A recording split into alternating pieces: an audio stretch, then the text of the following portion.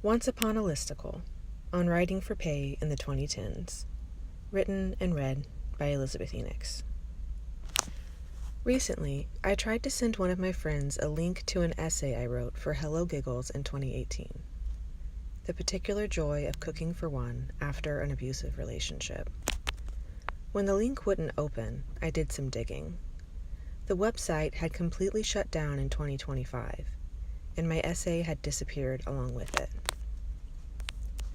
If you're unfamiliar, Hello Giggles was a website geared toward millennial women. Founded in 2011 by Zooey Deschanel, Sophia Rivka Rossi, and Molly McAleer, Hello Giggles hosted personal essays, news, and lifestyle articles. In 2014, Hello Giggles was the first website to say yes to publishing one of my essays, a short piece on gender equality. The site paired my essay with a comic book-style image of a female superhero. I can't remember if she was more Wonder Woman or Supergirl. I do remember visiting my grandpa post-publication and telling him my essay had been published. Unable to speak, his eyes widened and he squeezed my hand in response. It was the last time I'd see him alive. A handful of Hello Giggles articles remain accessible via a Refinery29 page dedicated to the site, and neither of my essays made the cut. Among other things, the 2010s were a golden age for young women seeking to pair writing for pay with the freedom of working remotely. From 2014 to 2020, I consistently secured enough paid writing assignments that I regularly worked 7 days a week. I pulled more all-nighters when I was writing for a living than I had during college. Initially, I wrote a lot of listicles about pop culture and pop feminism, but I eventually got to interview Jane Goodall. I profiled a Serbian photojournalist who was actively documenting the Syrian refugee crisis, and I reported on the 2016 election. In 2017, a travel company sent me to Ibiza in exchange for 3 articles. In 2019, I took a solo road trip from Long Beach, California to Seattle, Washington and back, writing for pay along the way. During the latter half of the 2010s, I moved house 8 times and visited 5 countries. I could work from anywhere as long as I had my laptop and a solid internet connection, and I took advantage of that fact. I wasn't the only young woman living this lifestyle either. There were a lot of us. Occasionally, I can't help feeling nostalgic for the days when paid writing opportunities were seemingly abundant. Between the lasting economic devastation of COVID-19, consumer preferences shifting from text posts to video content, and the rise of AI products like ChatGPT, the current landscape of paid writing opportunities feels like an empty wasteland to me.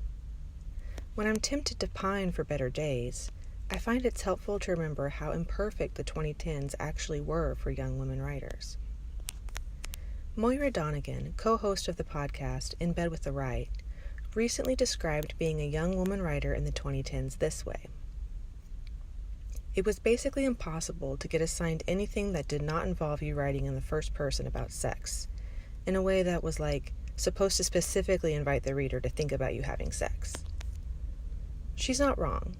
There were a lot of writing assignments revolving around the sex lives of young women writers. I wrote one such listicle titled 17 Tips for Having Sex with Someone New. I wrote about my favorite sexual positions, and I wrote about losing my virginity. I wrote about attending a pansexual makeout party, and I wrote about the one-night stand that followed it. I also wrote extensively about my struggles with mental health, and I wrote about traumas I had barely begun to process. Writing about the deeply personal was incentivized in the 2010s, especially for young women. One of the women's websites I wrote for even asked its writers to fill out a questionnaire that included statements like, "I grew up a little poor." I remember responding yes to that one. The questionnaire was optional, and it was allegedly meant to assist editors in assigning the right stories to the right writers. Another women's website, at which I only ever interned, required me to sign a non-disclosure agreement to write for them. I signed it. If you had asked me back then, I probably would have told you I was living an empowered life of radical honesty. I might have said I was defying a lifetime of Christian guilt and shame. I probably would have said I was filled with gratitude to be writing for a living instead of working at one of my hometown's factories or retail stores. But as a 36-year-old woman, I can't deny my younger self was being exploited at least some of the time, whether the websites I wrote for saw it that way or not. I wasn't wealthy. I was naive, deeply traumatized, and desperate for the kind of work that kept me from feeling trapped. I presented the perfect cocktail for easy exploitation. As of this writing, my most recent paid writing assignment was published in 2024. I earned about the same amount for that piece as I did for my debut chapbook, Leaving the House Unlocked, which was published by Etchings Press at the University of Indianapolis in 2023. It's copyrighted in my name, and it's available to borrow from my local library, where I work 40 hours a week with some of the best people I've ever known. I still write about the deeply personal, about sex and trauma and mental health, but I do so on my own terms, with years of processing behind me. Most of my writing is published on my website, which means I own it. I can edit it however I see fit. I can remove it if I want to, but I don't have to worry about it disappearing from the internet without warning. Occasionally, I find a home for my work in online literary journals, most of which explicitly state some version of all rights revert back to the author upon publication. I record myself reading almost everything I write and upload it to my YouTube channel.